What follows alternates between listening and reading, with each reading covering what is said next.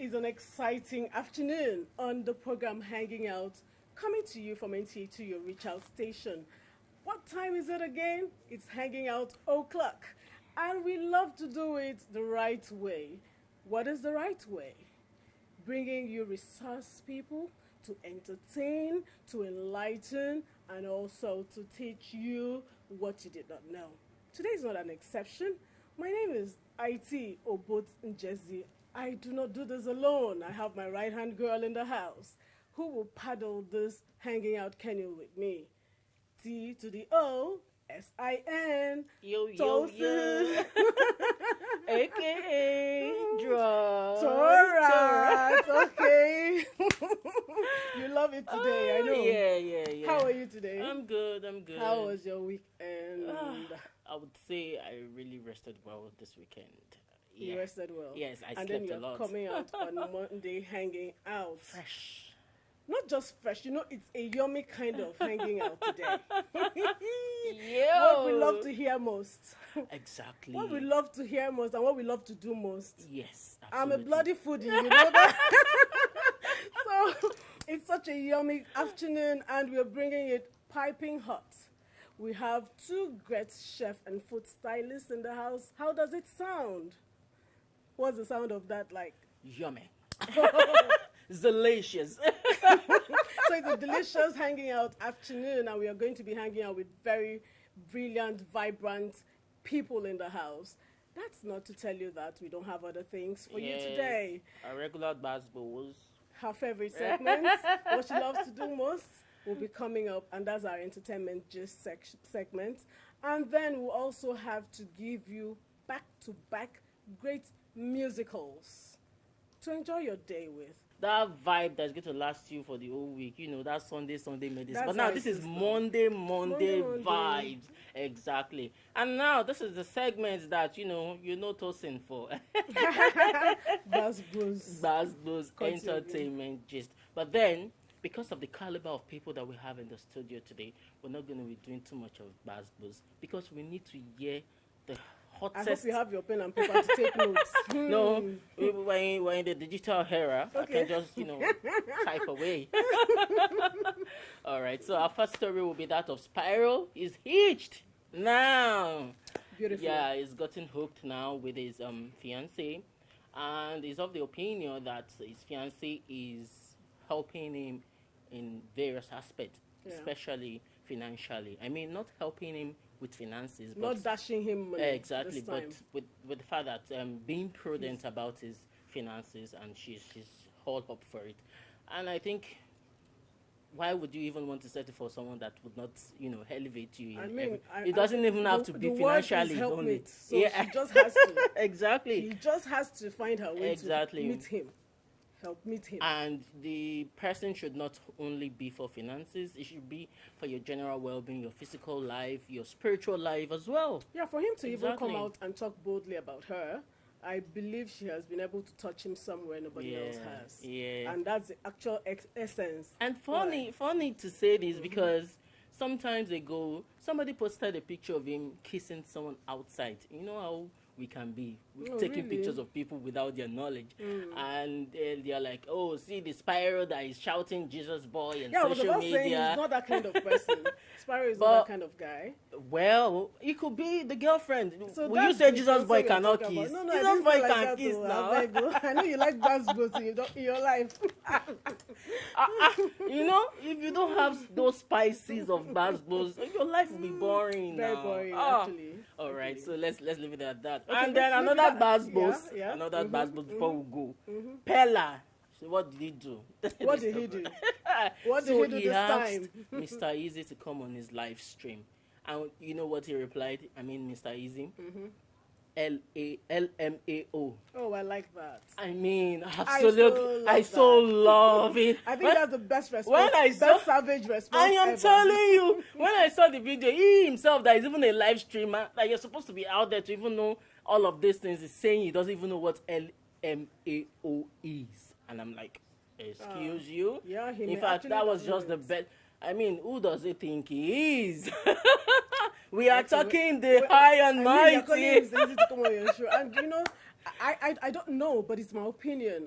It will really be something that we don't take seriously that you do with Pella. So I can't imagine Mr. Isiong his sets, honestly. Thank you. But it's fine. Thank God he got the best response ever. And no So shading tossing whatsoever. LMAO. I'm already doing that. Let's go on another break. Let's We'll be unveil right our back. amazing guests. We'll be right back.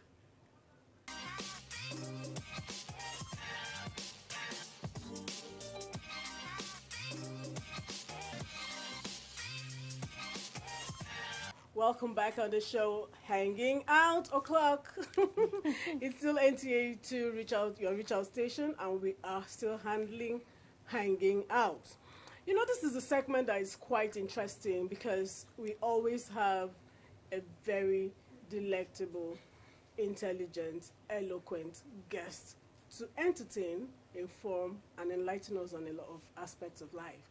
Today is about cooking, food, grilling, cocktails, gbogbo. So, and then we have someone who's going to handle this aspect so well. He's been here and there. He started this journey, this sojourn in the world of the yummy right early in life while he was in school, while he was still in the university.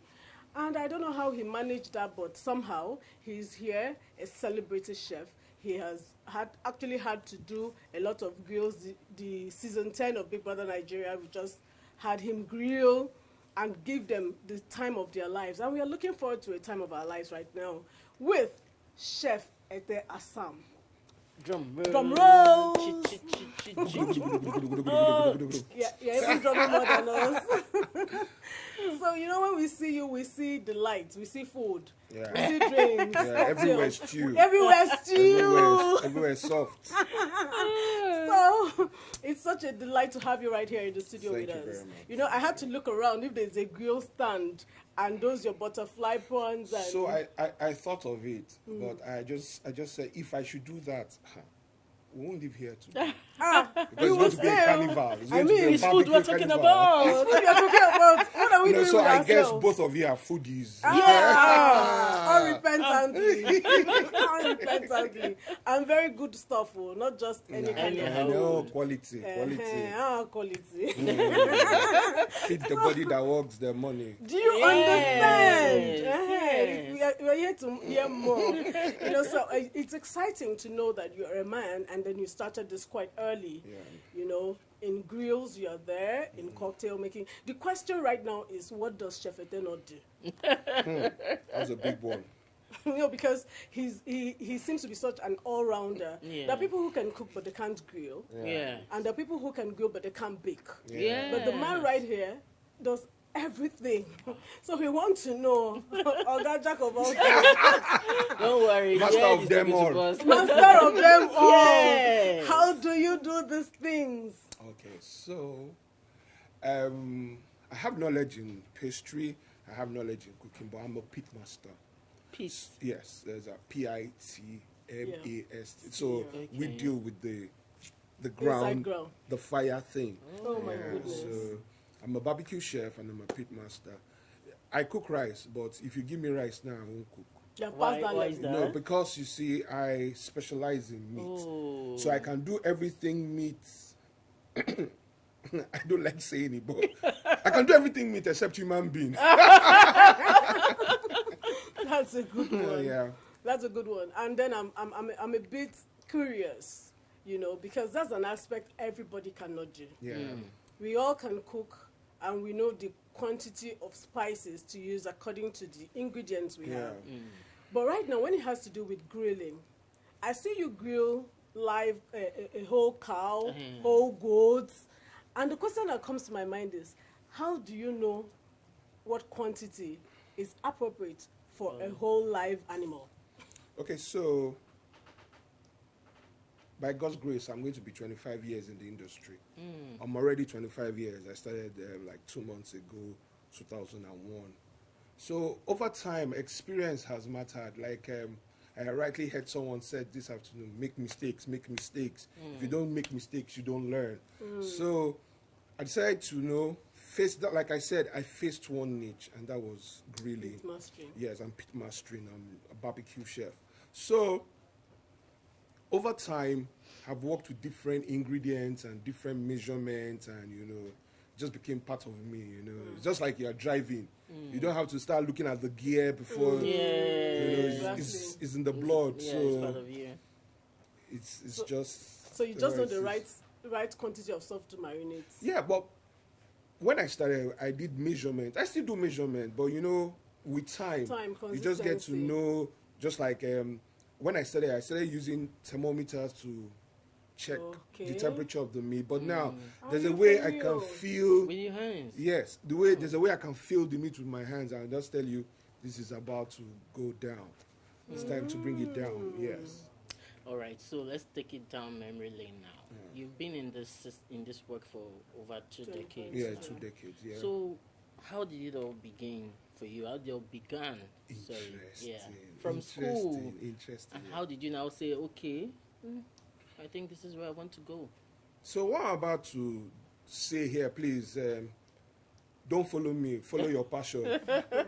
So I started in my year 2 diploma, because I did diploma first before I did degree. Yeah. So I started my year 2 diploma. It was when we had this long Obasanjo strike and everything. Yeah. So I had to come back to Lagos. All of us were just sitting down, friends, talking about. We just hang out in a friend's house during that strike, talking about all different schools, what we've gone through and the rest. So I had this friend that had a brother. He was just listening to us, and he was just listening. He took interest in me, and he called me up one day and said, I like your story, I like you, I like your person. So how much do you take to school per semester? I said, no, he said, okay, so how much do you spend in school? Okay. I said, like 30K. He said, 30K per month? No, I said, per semester. He looked at me and said, per semester, 30K. I said, Baba, he's hustling, that's why we're back to see what we can do and go back. And I told me something. He said he wants to teach me how to make money. He said, teach me how to make money. And I said, how? He said, he wants to teach me how to do barbecue and fries. Wow. It sounds wow, but to me then, I was desperate. How long will I now learn? Exactly. What were you studying at the moment? Linguistics. Oh my God, totally out of it. No, it was totally out of it. And you were like, see, I can tell you what I have achieved with it. So he went to UI, he read sociology, then that gave me a breakdown. He said he stopped collecting money from his parents, 2nd semester, 1st year. That he bought his first car, 1st semester, 2nd year. All from grilling. Yes, he moved out of hostel and went to stay in Bodija. He bought his power bike. I was like, wait, calm down, sir, calm down. He said, yes, but I could teach you how to do it, I was so mad, I was so excited, and I was like, okay. Then he now said, the first place I'll take you to is like, okay, we're going to the NYSC camp. He got a stand for the Mami market. So that's where we started from. Wow. So after the 3 weeks, I was like, wow, this is enlightening. And I could not sleep for like weeks. I was just thinking what I could do with it and everything. Yeah. I could not wait to go back to school. I could not wait to go and show off what I had learned and everything. So after the orientation, so it was 3 weeks orientation for me too. I wanted to know more, so I went back to school and I started doing barbecue in my hostel. But fortunately for me, my hostel is this kind of place where the elite in Calabar come to play squash. So my hostel was like a sport club stroke hostel.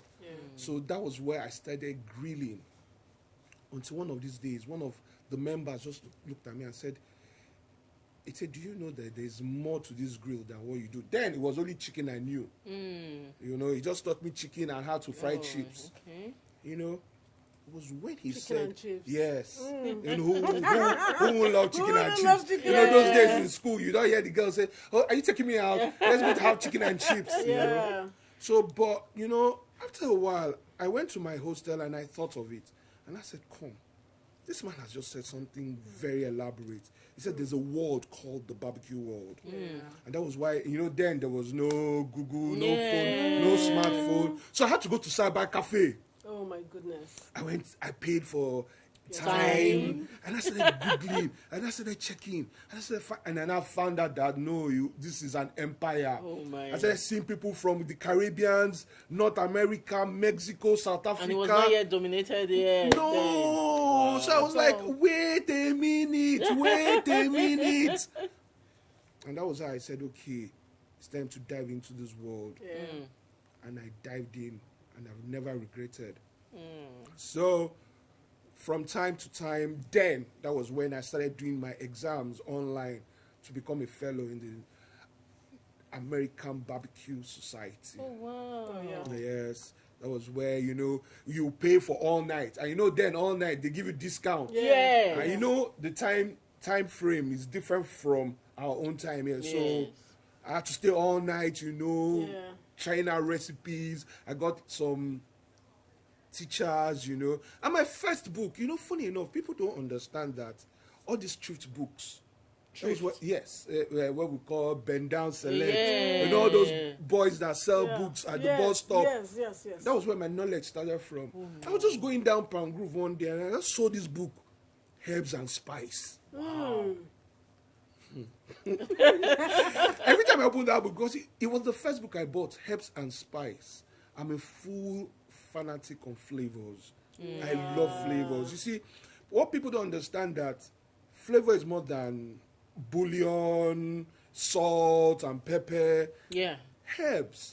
Nobody talks about herbs. Yeah. There's this thing we call in Calabar Ntong. It's called basil. Yeah, the basil. The basil. Scent And, leaf. scent leaf. Really? Yes. In Nigeria? Yes. Yes.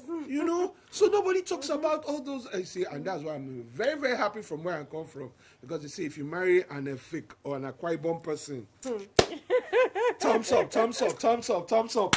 Oh, you're leaving me out. So, I bought the book.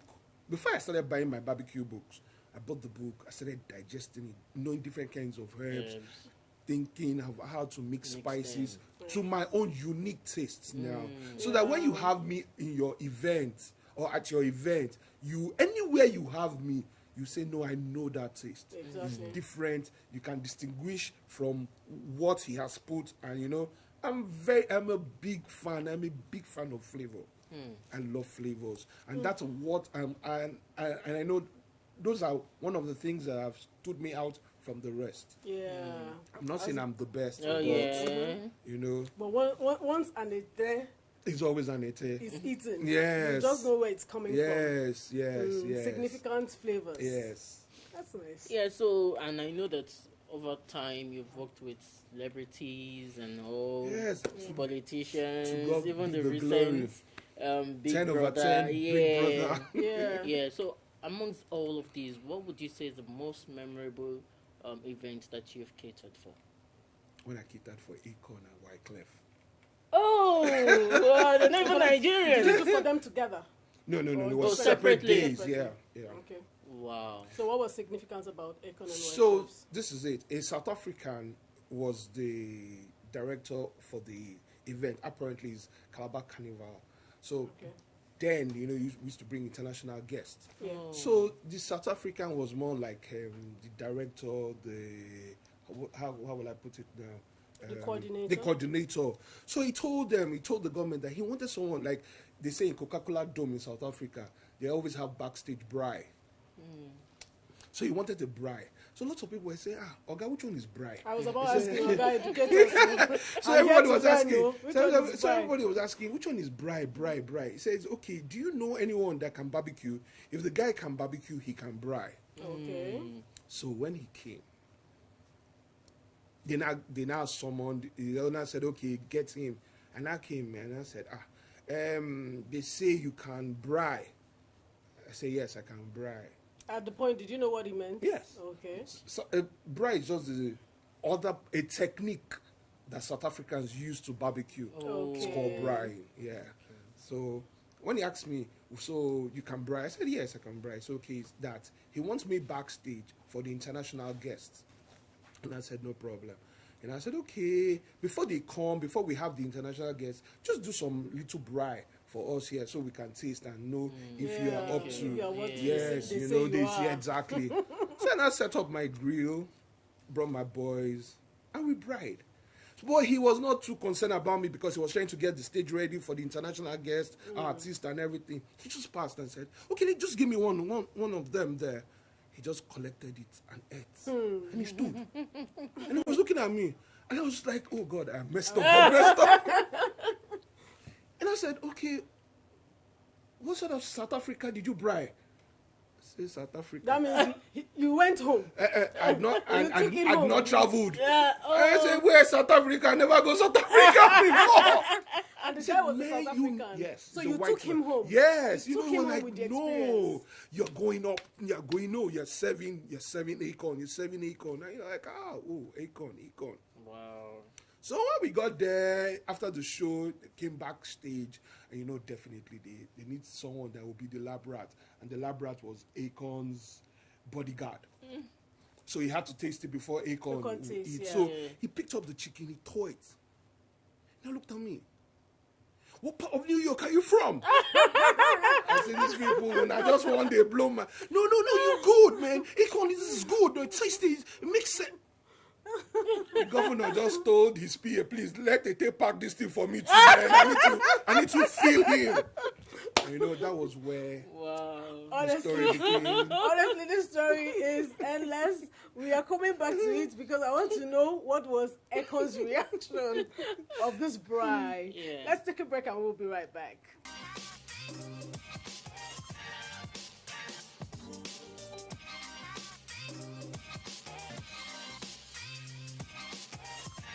Good to know that you're still there, and we still have our amazing chef Ette in the building. Whilst we were on break, I was asking, did you have anybody that had the palate of teacher in To Kill a Monkey?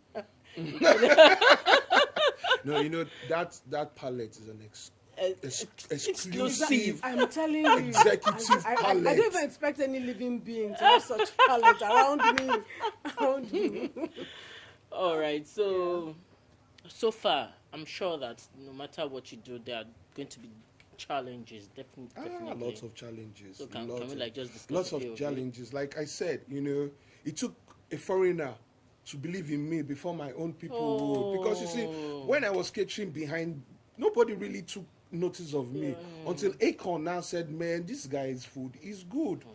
So everybody wanted to have a taste. Could it be because you did braai? No. So like I said, I like that. Honestly. But like I said, braai is a technique. It's a barbecue technique in South Africa, So, and it had some... So, let me put it this way. Well, I don't know how Acorn's palate is, but I played a lot with a lot of spices and herbs. So, I was braaiing with some South African spice and had infused some American spice to it too. So everything just blended. So you can have a feel. I went around the world. I took them around the world. And that's why it had to be you. Okay, there's something he said from the beginning that he had to go study. Yeah. Even after the person who introduced him into it, now he had to go study for himself. Bible says study to show yourself approved. Yes. So he actually has fixed his feet in the sands of time when it has to do with brine. We were supposed to go for a competition in Australia, 2020, but COVID. And that was when we were supposed to go for a competition. 2020 and 2019 was the first time I entered Big Brother's house. So the euphoria and everything, carrying that experience to then COVID happened. Do you train before we go? So yes, I do, but I train serious-minded people that have passion because you see, the world we are living now, social media has make everybody hyped, you know. Yeah. I want to. And when you start, at the end of the day, you just sit there and I don't have time. So it's hot. The fire is too much. You know this Gen Z. Really? No, soft life. I believe. My Soft God. life. They want the easy way out all the time. Yeah. Okay, so it's actually been fantastic talking with you, and Thank you. we've had a great time. My notes are filled up. I've learned so much on this show, and I would say, you are quite inexhaustible. So we will call back, and you will have to answer. No, I will answer. Okay, answer. And like now to I can't share. wait to have a taste of I mean, Chef oh, Ette. So next one I'm coming, we'll have it on the table. Oh my! We're going to have it on the I'm table. not going to I'll be keep it there. for you. So it's been exciting having Chef Ette in the house, and we feel blessed, and we've had a great time. Ette, before you go, just share your WhatsApp, your social media handles. I'm sure people will want to, your Instagram, your YouTube, so people can hook up So with you. my Instagram handle is chef number 8 double TE. That's Chef Ette. On Facebook, I'm Ette Assam, and I'm on Facebook too. I'm still Chef Ette ETTE. On Thread, Okay. on Thread, I am Chef Ette. On X, I'm Chef Ette. So Chef Okay, Ette so everywhere. that's sufficient enough for you to look for him anywhere Yeah. and find him, and then he will do a braai and grill for you, you know. So thank you so much for coming on the show, and Thank it's you been great very having much. Chef Ette in the house. Let's take a break, and our next guest will be right here.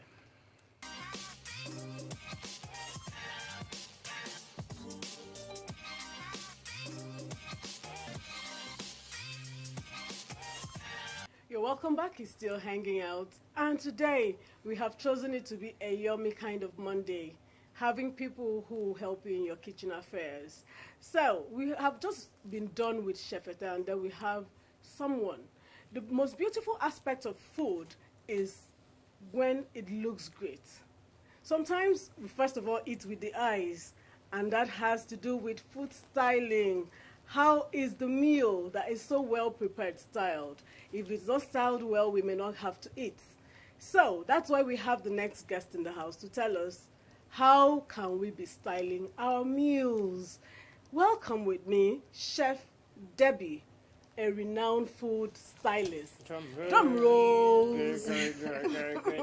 Thank you for having me. Thank You're welcome you. to the program. Thank you so much. Thank you. I'm So it happy feels good be to here. hang out with you. Yes. And then it's a strange aspect of food, you know, because some people will say, waiting concern me. concern Exactly, styling." especially when you're at home. I don't suffer cook finish. Please pass that food on the table. Let us eat. So why is food styling so essential to us? Okay, there's something I need to say before I explain food styling. Like, people need to understand that food styling is different from food plating. Because when you are eating at home, you are just plating your food. You are not styling. Which is why, as a food stylist, we do food styling basically for the camera. If I'm going to define food styling to a 4-year-old or a layman, I'll say it's basically styling your food, like decorating your food, making it look good for the camera. And the reason why that phrase for the camera is important is because when you are styling, most times you're working under hot studio lights. You're in a room filled with lights, you know, those halogen bulb, the heat emitting from it. Now you can't cook the food exactly how you cook it when you want to eat it, because you have to cook this food so that it can withstand the hot studio lights, the multiple takes. Like, there are multiple takes, you'll be hearing cuts, retake, hold on. Like, most times we spend hours on set, and you have to make sure that food, like, it will still look really fresh all the hours that it will be on set. So which is why food stylists can come up with tricks and other things to ensure that the food still look really beautiful on set. So the end point is not necessarily for you For to be able to eating, eat it. no, we don't care about taste most times. Really? Yes, as a food stylist, you don't care about taste. It's what you want people to see. Yes, it's just how it looks, so you don't really care about how it tastes. Wow. That- So now, food styling is what you said. Food plating is a different thing Food entirely. plating is what you see chefs do in restaurants, because they are plating the food for their consumers, their customers to eat, right? But as a food stylist, nobody is supposed to eat the food, because most times I don't really care about taste. If I'm going to style chicken, I'll probably not marinate it, so that I don't, except if I really want those marinade to show on the chicken. Okay. But if I don't want it to show, I do not have business marinating the chicken, because I just want the chicken to look as beautiful as possible. And if you notice, when you cook chicken and it's fully cooked, it does not look good most times. It has maybe it will be shrinking. Yes. So there are so many tricks that food stylists use to make sure the food still look really good, really beautiful and vibrant on camera. But then I'll still agree with the fact that food plating too, there's also styling too in it, because when they plate it to you in the restaurant, it looks beautiful. Yes, there's styling to it. Now the major difference is when you are plating to a consumer, the person is eating. So as a chef, you have to ensure that that food undergoes all the food safety measures. You have to ensure that the food is safe for consumption. You have to ensure that it is prepared under hygienic conditions. But as a food stylist, because my goal is to make this food look good, I can add in some tricks, some hacks, which in turn might not make that food 100% edible. Like if I'm going to style with vegetables, if I have fried rice, for example, I'm not going to cook my vegetable. I'm just going to cook the rice. The rice will not even be fully cooked, so that it's still looking firm. You can still see the grains. So my vegetables, I'm not going to cook it. I'll just toss it in and add some oil so that it's looking vibrant. Because when you cook your fried rice, even before eating, sometimes the color is already losing its color. The green is not no longer green. Yes, so most times I don't even bother cooking at all. That's for vegetables, so that they still retain that freshness. So the food goes to waste like that? Well, Good question from a foodie. Do you waste food? Let us hear it. well, the thing is, most times we don't, like, I will not say we waste. Like sometimes we might have to like recook the food, but there are some times where maybe some inedible stuff has come in contact with the food and is no longer safe for consumption. It's better not to eat it. But most times, for the fried rice, like I use for as an example, you can probably recook them, then you can marinate them. My goal is just for the food to look good. So after the shoot, if you want to eat it, you have to make sure you reheat it. But most times, this food has been, by the time you see the food, you probably will not even want to eat it. Yes, it looks good on camera, but this food has been exposed for a long time. Yes, for a long period of time. It has been exposed to air, maybe flies or so many things perching on it. So you definitely don't want to eat the food by the time we are done. All right. So your bio says that you studied accounting. Yes, I mean, just like Chef Ette to linguistic. Oh, what's the correlation? Wake up and how do you now decide that, this accounting, I want to just toss it aside and go for... Okay, I'll say my culinary journey is one of passion and divinity. Because as an accounting student, I was actually a serious accounting student. I was doing well. I wanted to be an accountant. I was sure about that. I was doing well. I've even started my ICANN. Wow. But in final year, or should I say, I was in year 3. I love to cook, but I didn't know I was going to take it up professionally. Seriously? I just enjoy cooking. I became a chef before becoming a food stylist. Yes, so I enjoy cooking and all. So it was a competition in school. I went to Unilag, so I was in 300 level. Then my roommates, there was this annual hall week they do, and during the hall week they organized competition. So my roommates persuaded me to like go for the competition. So I went for the competition for my hall, that's my hostel. Then I won. Now, from winning the competition from my hostel, they said all the various winners from all the hostels, because we have like different hostels in school. So the various winners from the various hostels had to like come together to compete for the Unilag Campus Master Chef. So that was the competition I did, and it was from that competition I got a scholarship to a culinary school. Wow. Yes. So it was when I got to culinary school, when I saw what they were doing, I discovered that there's more to cooking. This aspect. Yes, there's a lot. Like there are so many things you need to learn. You need to understand cooking methods, cooking techniques. You need to understand food safety. There were so many things, and it was just very exciting for me. And I'm like, maybe I should just explore this part. And coming from my background as an accountant, when I told my mommy that I was going to become a chef, she was crying, because she was like, after all tears of joy, because she cooked, like she was cooking. But I told her to explain to her that mine is going to be different, because now I've gone to school. It's not it's not going to be like how you did yours. Mine is going to be she was like, look at the child I've spent so much money for. Maybe she thought you wanted to be a mama put or something. Yeah, something like that. Okay. So I had to let her know that mine is going to be different. So from winning the competition, like 2017 was a remarkable year for me, because in 2017 I was in final year and I was going to the culinary school at the same time. Oh, so you're doing both? Yes, I did my culinary education in final year, so it was final year, and that year was really remarkable for me because a lot of things were happening at the same time. Even while in culinary school, there was another competition, Black Chef Jackets, that I won. From that competition, they took us to Port Harcourt, and that was also my first time to enter and go on a plane, and also so many things were happening. So like, I can understand the divinity part of it. Exactly. So I used that because when I got when I won the Unilag Campus Master Chef, I was somewhat popular in school, so I used that opportunity to start up my food business, which I called Debbie's Kitchen. So I was delivering food in bowls, and I was also the secretary of my department, that's NUASA. So I was the general secretary. So most times when they have events, I would know, so I had to like cater and supply snacks and things. So you started like making money quite early. Yeah. Okay, talking about money, because in this part of the world, people would rather go for caterers and chefs than look for a food stylist. So I want to ask, who are your clients, and how often do you get them? Do you make money from this? Yes, there's a lot of money in food styling, because as a chef, you're probably cooking every day. But as a food stylist, just one job that you get, you can earn more than what a chef is collecting as salary. So my clients are majorly brands, food brands.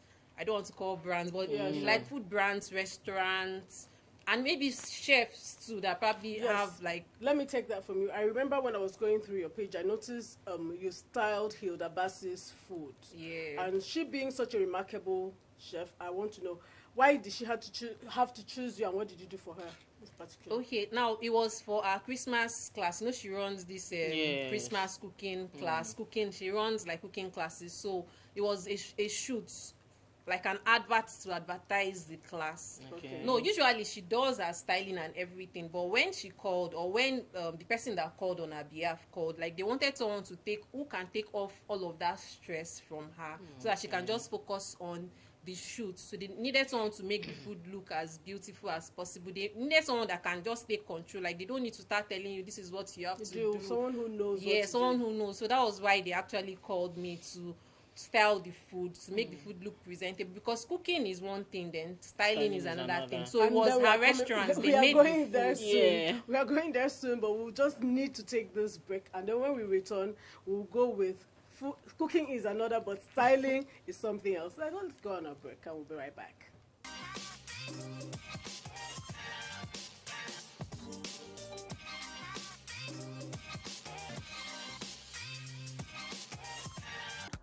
That you're still there, and of course we've been having fun on the show. Yes, I will still have Chef Debby with us, and while we're on break I was asking that do one have to, because when we hear money like this our ears are always I was asking that, do someone study to be a food stylist, or just going to the culinary school is enough for you to know how to be a food stylist? Well, for me, when I started, it was actually a challenging one for me, because when I started, I was looking for school, a food styling school to go to, or even a mentor in the food styling space. I have a lot of mentors that are chefs. But I needed someone who is into food styling. So starting up, I gained the experience because I had to work with a company as a food stylist. So I was working for that company. I worked for the company for a period of time. So that was where I was able to gather my food styling experience before I became a freelancer and started doing it on my own. So it's actually a big challenge, because currently I think we don't really have schools that focus on food styling. They're probably doing so many other culinary courses, but you don't have them focusing on food styling. And there are no short courses that one can do? Well, I actually have a course. It's because of this major challenge I had, I came up with my food styling course for those who are interested, who probably love food styling and they don't know how to start or how to go about it. But as a chef, you have like an edge to becoming a food stylist, because you already understand food, so it will be easier for you to manipulate, for you to style food and make it look good. So being a chef is actually like, it gives you an edge to becoming a food stylist. So you're also a recipe developer? Yes, I am. I mean, how do people come up with recipes? How do you guys come up with recipes? How do you know this is what you should combine with these to get these and that? You have to test them. Like, we have what we call recipe testing. Like I developed a recipe recently for a restaurant that is just opening. So the reason we do recipe test development is so that whenever you taste this food, it should be the same at their various branches. Even if anybody is replicating it, it has to be the same taste, so they know that this is from this restaurant. So when we do recipe testing, we do measurements, we do a lot of things. You have to scale, you have to measure, you have to use temperature, set time, and check all of those things. That's a whole lot. Yes. Well. Remember that even Hilda Basi, for her to cook 200 bags of rice, she had to Yes, calculate. She probably had like a recipe for 1 cup of rice. Then you have to like multiply it by the number that you want to achieve. Well, so, Chef yes. Debbie, you cannot overemphasize calculations and cooking. I think the two of them go hand in hand. Yes. And we've really been blessed having you right here in the studio, teaching us the aspect of cooking, which has to do with food styling. Time really is not our friend, and we've had a great time so far on Hanging Out. We believe that when we call you, you'll be back on the show. I definitely So will. I would like you to share your handles just before we wrap up the show. Okay, on Instagram, I'm chef_Debby, Debby. Also on TikTok, chef_Debby. Then I also have my business page, foodstylist.ng, just foodstylist.ng. Okay. So that has been Deborah Sofowora on Hanging Out. We have enjoyed our time with her. For me, I believe that I've learned so much today, and I can't wait to put it into practice. Yes. Now I know how to grill, brine, Right? and also style. So Tosin, your last bye-byes just Yeah, before we go. so me, I want to go and learn how to be a food stylist. That's the truth. All right, and I know that you've had so much fun and you know what to do.